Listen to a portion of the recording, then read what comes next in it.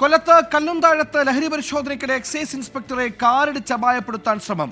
Enforcement and narcotic inspector ദിലീപിനെയാണ് അപായപ്പെടുത്താൻ ശ്രമിച്ചത്. പാലക്കാട് വടക്കഞ്ചേരിയിൽ ലഹരി വിൽപ്പന തടയാൻ ശ്രമിക്കുന്നതിനിടെ പോലീസുകാരനെ കാറിടിച്ച് കൊലപ്പെടുത്താനും ശ്രമം.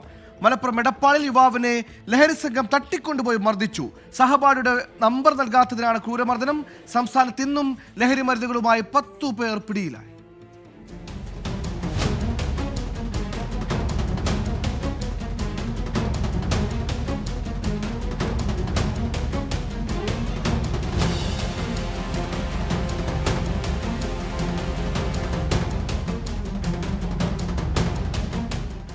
ചാത്തന്നൂരിൽ നിന്ന് കാർ മാർഗം MDA കടത്തുന്നുവെന്ന രഹസ്യ വിവരത്തിന്റെ അടിസ്ഥാനത്തിലാണ് കൊല്ലം കല്ലുംതാഴത്ത് എക്സൈസ് വാഹന പരിശോധന നടത്തിയത്.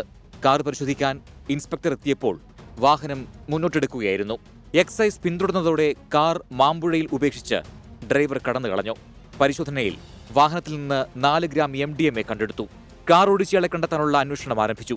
പാലക്കാട് വടക്കഞ്ചേരിയിൽ ലഹരി വിൽപ്പന തടയാൻ ശ്രമിക്കുന്നതിനിടെയാണ് ASI ഉവൈസിനെ കാറിടിച്ച് അപായപ്പെടുത്താൻ ശ്രമിച്ചത്. ഉവൈസിന്റെ കാലിലാണ് പരിക്കേറ്റത്. കൂടെയുള്ള പോലീസുകാർ ചാടിമാറിയതിനാൽ മറ്റപകടമുണ്ടായില്ല.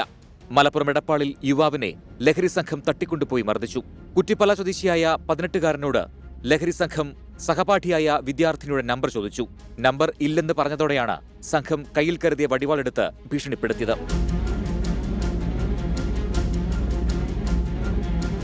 സംഭവത്തിൽ പൊന്നാനി സ്വദേശി മുബഷീറും മുഹമ്മദ് യാസറും മറ്റൊരു 17 വയസ്സുകാരനുമാണ് പിടിയിലായത്. എറണാകുളം പെരുമ്പാവൂരിൽ അസം സ്വദേശിയിൽ നിന്ന് 20.78 ഗ്രാം ഹെറോയിൻ കണ്ടെത്തി. അസം സ്വദേശിയായ ഇസാദുൾ ഇസ്ലാമാണ് പിടിയിലായത്. പെരുമ്പാവൂരിൽ 2 കിലോ കഞ്ചാവുമായി ഒഡീഷ സ്വദേശി സന്തോഷ് മഹന്തി, അസം സ്വദേശി ദിനുൽ ഇസ്ലാം എന്നിവരെ പിടികൂടി. ആലപ്പുഴ കായംകുളത്ത് കോളേജിന് സമീപം MDMAയുമായി 2 യുവാക്കൾ പിടിയിലായി. കരുനാഗപ്പള്ളി സ്വദേശി റീഗൽ രാജ്, മൈനാഗപ്പള്ളി സ്വദേശി ആകാശ് എന്നിവരാണ് പിടിയിലായത്. 23 ഗ്രാം MDMA ഇവരിൽ നിന്ന് പിടിച്ചെടുത്തു. തിരുവനന്തപുരം നെടുമങ്ങാട് മിഠായി രൂപത്തിലുള്ള ലഹരി വസ്തുക്കളുമായി 3 പേരാണ് പിടിയിലായത്.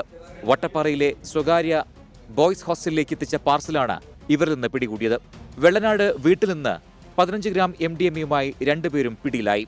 വിവിധ ബ്യൂറോകൾക്കൊപ്പം 24 കൊല്ലം.